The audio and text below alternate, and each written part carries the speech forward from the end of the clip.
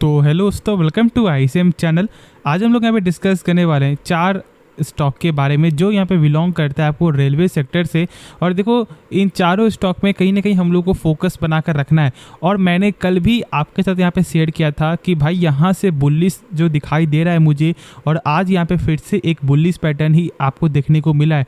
तो क्या करना सही रहेगा? क्या यहाँ पे अभी भी हम लोग आपको जो है होल्ड करके चलें, या फिर हम लोग यहाँ पे सेल कर दें, या फिर हम लोग यहाँ पे बाई करें? तो लोग यहाँ पे जो लेट एंट्री भी करते हैं, ठीक है, और उनका सबसे बड़ा डाउट यहाँ पे यही होता है कि सर क्या अभी भी हम लोग यहाँ पे बाई कर सकते हैं?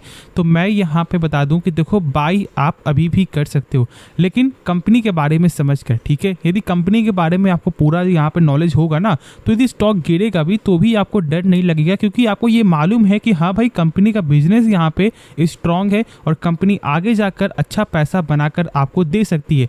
तो इस बात को समझो। और पहले हम लोग यहाँ पे डिस्कस करते हैं आपको आरबीएनएल के बारे में। तो आप यहाँ पे देख रहे हो कि आज के दिन यहाँ पे 2.5% का एक शानदार गेन दिखाई दिया, लेकिन यहाँ पे स्टार्टिंग में आपको जो 3.5% से भी ऊपर जाते हुए दिखाई दिया, लेकिन फिर ये यहाँ पे क्या कोई आपको सिग्नल दिखाई दे रहा है?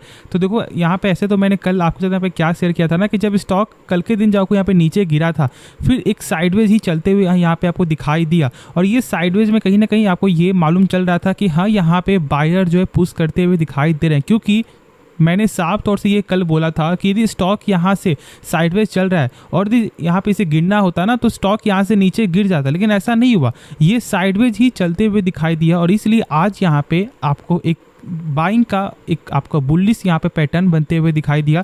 तो बस समझना आपको ये है कि हाँ, यहाँ पे आपका पर्पस क्या है। बाकी मौका अभी आपको हर स्टॉक में, या फिर आपको यहाँ पे आरबीएनएल हो, या फिर आपका यहाँ पे रेलटेल हो, या फिर आपका यहाँ पे आईआरएफसी हो, या फिर आपका यहाँ पे आईआरसीटीसी। अब देखो, ये जो आईआरसीटीसी है ना, उसमें बहुत से लोग यहाँ पे ये डर रहे हैं कि सर क्या करना चाहिए, क्या नहीं करना चाहिए। तो मैंने ऐसे आपको इसका टेक्निकल भी शेयर किया था, और मैंने यहाँ पे बताया था आपको 637 रुपये से कि आप यहाँ पे फोकस करके चल सकते हो कि जब ये अपना यहाँ पे आपको रेजिस्टेंस जब आपको ब्रेकआउट करता है, तो मैंने शेयर किया था कि ठीक है, अब यहाँ पे फोकस करो। फिर बहुत से लोग जो यहाँ पे आपको मिस कर दिए थे, फिर जब ये स्टॉक आपको आया रिटेस्ट करने, फिर मैंने बोला था कि आप यहाँ पे जो है बाई कर सकते हो, आप यहाँ फोकस करके चल सकते हो। और देख सकते हो कि आज जो यहाँ पे लेवल है वो यहाँ पे 707 पे चलते हुए दिखाई दे रहा है। और ऐसे तो भाई मेरा जो टारगेट है वो मैंने शेयर किया हुआ है कि भाई ये अभी 720 725 तक भी आते हुए दिखाई दे सकता है। ऐसा यहाँ पे टेक्निकल पैटर्न जो है मुझे यहाँ पे दिखाई दिया है। तो इसलिए फोकस आप लोगों को रखना है कि हाँ, कंपनी का कैसा बिजनेस है। और ऐसे तो भाई मैंने कंपनी का फंडामेंटल के बारे में सारे स्टॉक को ही कवर किया है। अब देखो, जब हम लोग यहाँ पे जानते हैं आपको यहाँ पे आईआरएफसी के बारे में, तो पहले तो ये कंपनी का काम ही ऐसा है ना कि भाई कोई भी स्टॉक जब यहाँ पे गेन करेगा, या फिर कोई भी स्टॉक का कुछ ऐसा न्यूज़ आएगा, साफ तौर से फोकस हम लोग करेंगे यहाँ पे आईआरएफसी में, क्योंकि यहाँ पे आपको यही फाइनेंस करता है, ठीक है। और फाइनेंस के मामले में आप जानते हो कि जो इसका एनपीए है वो यहाँ पे 0% है, मतलब इनका कोई भी बैड लोन जो है दिखाई नहीं देता है। सारा जिम्मा यहाँ पे सरकार का है। अब ये एनपीए क्या होता है? तो देखो, यहाँ पे एनपीए के बारे में कुछ आप जान लो।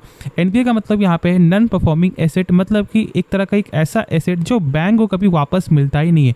मान लो बैंक ने आपको लोन दिया और आपने एक भी किस्त यदि पे नहीं किया है 3 महीने तक, तो बैंक को क्या लगता है कि भाई उनका पैसा मिलना यहाँ पे मुश्किल है, या फिर कम चांस है, या फिर ना के बराबर है। और इसलिए इसका एनपीए लगातार बढ़ता ही जाता है। इसलिए आपको एनपीए जरूर से चेकआउट करना चाहिए, क्योंकि देखो, ये बैंकिंग और यहाँ पे फाइनेंशियल कंपनी के लिए ये एक वरदान है।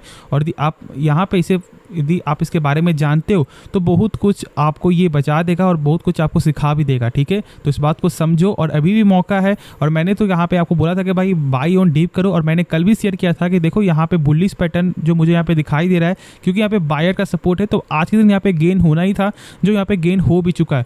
लेकिन देखो, यदि आपको रिस्क लेना है तो आप क्या कर सकते हो, जब इसका यहाँ पे 75.70 का जैसे ही आपको ब्रेकआउट करते हुए दिखाई देगा, उस समय आप लोग यहाँ फोकस करके चल सकते हो। इससे क्या होगा कि जो आपका टारगेट है वो यहाँ पे जो जल्दी अचीव हो सकता है, मतलब यहाँ पे 80 तक भी ये जाते हुए दिखाई दे सकता है। तो फिर आप शॉर्ट टर्म में भी यहाँ पे प्रॉफिट बुकिंग भी कर सकते हो, यदि आप जो यहाँ पे ट्रेडर हो। बाकी ऐसे लॉन्ग टर्म के लिए यदि आपने सही प्राइस में स्टॉक को बाय किया है, तो मैं यहाँ पे अभी बोलूँगा कि आपको बिल्कुल भी यहाँ पे प्रॉफिट बुकिंग नहीं करना चाहिए। और यदि आपको इतना भी करने का मन है, तो आप यहाँ 50% ही करो, ना कि यहाँ पे 100%। तो भूल से भी मत करना। एक अच्छा यहाँ पे मौका है पैसा बनाने का, तो इसलिए इस बात को समझो। अब देखो उसके बाद यदि हम लोग आपको डिस्कस करें यहाँ पे रेलटेल के बारे में, तो जानते हो कि यहाँ पे इनके आपको जो CMD का ये बोलना था कि 4000 से लेकर 5000 करोड़ का यहाँ पे ऑर्डर मिल सकता है सरकार के द्वारा, और इसलिए स्टॉक में फोकस आपको दिखाई दे दिया। उसके बाद फिर यहाँ पे यदि हम लोग कुछ जाने तो यहाँ पे टारगेट भी मिलते हुए दिखाई दिया था एक्सपर्ट के द्वारा। अब ये टारगेट आपको कितना था, तो ये टारगेट था यहाँ पे यहाँ पे 225, 250 और 275, ठीक है। ये 3 टारगेट यहाँ पे दिखाई दे रहा है, और अभी तक आप जानते हो कि यहाँ पे मात्र जो है 2 ही टारगेट यहाँ पे अचीव होते हुए दिखाई दे रहा है। तो क्या यहाँ पे हम लोग आपको वेट करके चल सकते हैं, क्योंकि अभी तक ये 275 को जो क्रॉस नहीं किया है। तो देखो भाई यहाँ पे मेरे साथ जो मैंने शेयर किया था कि जब ये स्टॉक गिरे ना, तो आप ज़रूर से फोकस करके चलो। देखो जैसे जैसे यहाँ पे अपना काम बढ़ता रहेगा, सेम मौका वैसे वैसे यहाँ पे आपको रेलटेल का आपको यहाँ पे जो कनेक्टिविटी भी आगे बढ़ते हुए दिखाई देगा। और इस बात को आप जानते हो कि जो सरकार के द्वारा यहाँ पे 7 स्टेट में जो 32,500 करोड़ जो यहाँ पे खर्च करने वाली है, वो सारा काम यहाँ पे होने वाला है। और यहाँ पे आपका जो कनेक्टिविटी का भी काम एक एक्सपेंड होते हुए दिखाई देगा। तो एक बेटर अपॉर्चुनिटी है यदि आपको ये डीप में मिलता है।